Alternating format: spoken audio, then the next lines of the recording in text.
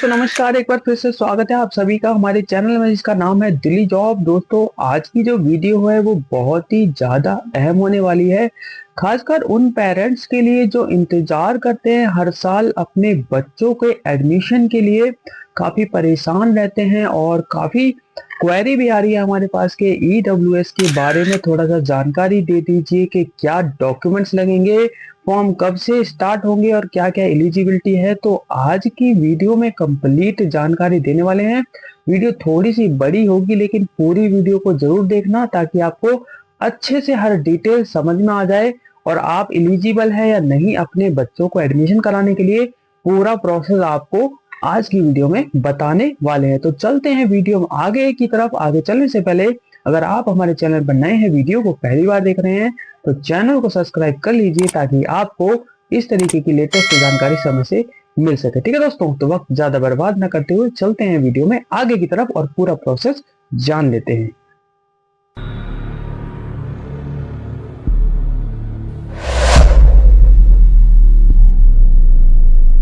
तो बात कर लेते हैं ईडब्ल्यूएस। ईडब्ल्यूएस मतलब इकोनॉमिक वीकर सेक्शन, यानी कि आर्थिक रूप से जो गरीब लोग होते हैं उनके लिए फॉर्म निकलता है। दिल्ली सरकार की तरफ से फॉर्म निकलता है और हर साल इस फॉर्म को निकाला जाता है। आपको बता देना चाहते हैं, इसके अंदर अगर आपके बच्चे का नंबर आ जाता है तो आपका बच्चा 8वीं क्लास तक 8th क्लास तक प्राइवेट स्कूल में बिल्कुल फ्री ऑफ कॉस्ट पढ़ेगा, यानी कि किसी भी तरीके का आपको कोई खर्चा नहीं करना होता है। सबसे पहले तो आपको ये बता देते हैं। दूसरी बात, इसके अंदर का क्या क्राइटेरिया रहने वाला है, कौन कौन इसको भर सकता है, तो वो एक बार सुन लीजिए। देखिए, दिल्ली में रहने का आपके पास प्रूफ होना चाहिए, यानी कि दिल्ली का पेरेंट्स का, यानी कि फादर का, मदर का और बच्चे का, तीनों का दिल्ली का आधार कार्ड पर एड्रेस होना चाहिए। ये बात विशेष ध्यान रखना, क्योंकि बहुत से लोग बोलते हैं कि हम यूपी से आए हैं या हमारा यूपी का एड्रेस है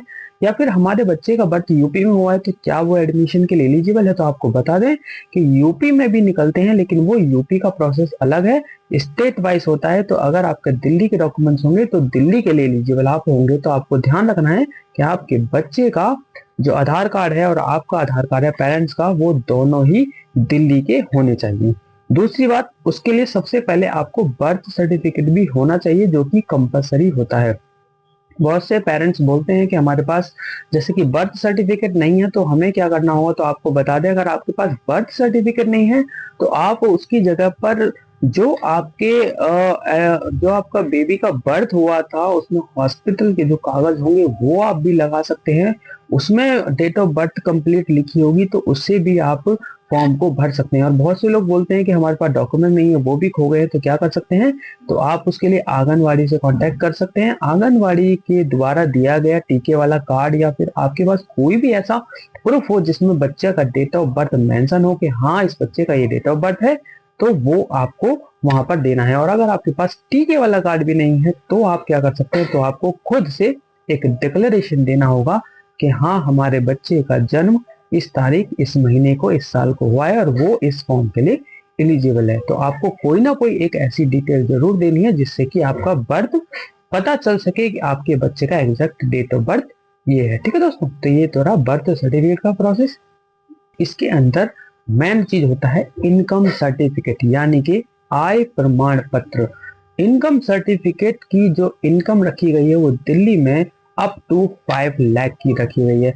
अगर आपकी इनकम सर्टिफिकेट 5 लाख से नीचे का है तो आप इस फॉर्म के लिए एलिजिबल हैं। अगर इनकम 5 लाख से ऊपर होती है सालाना, यानी कि ईयरली इनकम अगर 5 लाख से ऊपर पाई जाती है तो आप इस फॉर्म के लिए अप्लाई नहीं कर सकते, और अगर अप्लाई करेंगे भी तो आपका फॉर्म रिजेक्ट हो जाएगा। इसलिए आपको ध्यान रखना है कि आपके पास अगर इनकम सर्टिफिकेट हो तो 5 लाख से नीचे का ही होना चाहिए।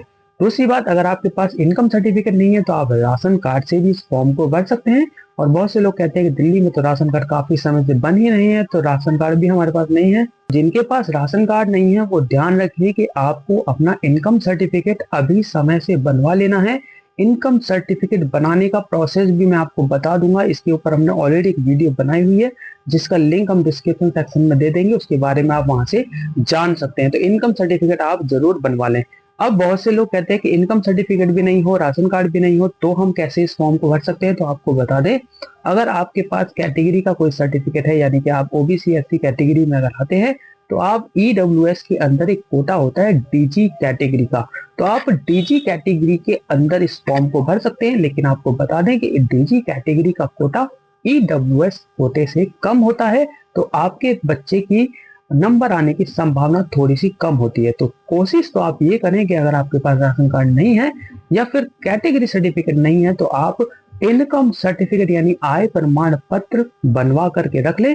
सारे दस्तावेज, सारे डॉक्यूमेंट आपको तैयार करके रखनी है आपको, क्योंकि फॉर्म अब कभी भी निकल सकते हैं। आज 10 तारीख हो चुकी है और लगभग बताया जा रहा है कि 15 तारीख के बाद कभी भी ये फॉर्म निकल जाएंगे। जब भी फॉर्म निकलेंगे हम वीडियो के माध्यम से आपको बता देंगे, इसलिए नोटिफिकेशन बेल आइकन को जरूर प्रेस करके रखना और चैनल को सब्सक्राइब करके रखना, ताकि जैसे ही फॉर्म निकले आप तक अपडेट मिल जाए। ठीक है दोस्तों, अब बात कर लेते हैं आगे की, कि आगे का जो प्रोसेस है वो क्या होने वाला है। जब भी फॉर्म निकलेगा आपको फॉर्म भरना है। फॉर्म भरने के बाद आपकी डॉक्यूमेंट वेरिफिकेशन होती है। डॉक्यूमेंट वेरिफिकेशन के टाइम पर आपके सारे ओरिजिनल डॉक्यूमेंट लिए जाते हैं और वेरिफिकेशन के लिए वहां पर आगे प्रोसेस में दिए जाते हैं।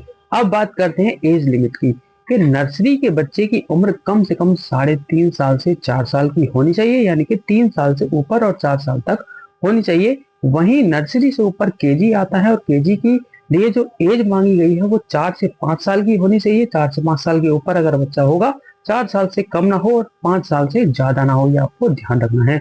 और उसके बाद अगर आपको फर्स्ट क्लास के लिए एडमिशन लेना है, तो 5 साल से ऊपर बच्चा आपका होना चाहिए, उसकी एज 5 साल से ऊपर होनी चाहिए, तभी वो फर्स्ट क्लास के लिए एलिजिबल होगा। और 6 साल से ज्यादा ना हो, ये भी आपको ध्यान रखना है। तो 5 साल से 6 साल के बीच के कैटेगरी के बच्चे फर्स्ट क्लास के लिए एलिजिबल होंगे। तो मैंने आपको सारी डिटेल बता दी है। फिलहाल आपको ये ध्यान रखना है कि अपने सारे डॉक्यूमेंट्स तैयार करके रखें। आपको बता देता हूं, सबसे पहले नंबर पे आपको अपने बच्चे का बर्थ सर्टिफिकेट रखना है। दूसरे नंबर पे आपको अपना इनकम सर्टिफिकेट यानी आय प्रमाण पत्र रखना है। अगर इनकम सर्टिफिकेट नहीं है तो राशन कार्ड ऑप्शन में रख सकते हैं। राशन कार्ड भी नहीं है तो कैटेगरी सर्टिफिकेट रख सकते हैं। कैटेगरी सर्टिफिकेट नहीं है तो इनकम सर्टिफिकेट जरूर बनवा लेना, क्योंकि वही एक ऑप्शन बचता है जो आपको आसानी से बन सकता है। अभी समय है तो बनवा लीजिए, क्योंकि उसमें भी 20-22 दिन कम से कम लग ही जाते हैं बनने में। ठीक है दोस्तों, तो आई होप तो वीडियो आपको अच्छी लगी होगी। वीडियो अच्छी लगे तो लाइक कर देना, चैनल पर नए हैं तो सब्सक्राइब कर देना। मिलेंगे नेक्स्ट वीडियो में। अगर आपकी कोई क्वेरी है तो कमेंट सेक्शन में कमेंट कर सकते हो। जैसे ही हम फ्री होंगे आपको उसका जवाब मिल जाएगा। धन्यवाद दोस्तों, मिलेंगे नेक्स्ट वीडियो में किसी नए टॉपिक के साथ। Bye bye.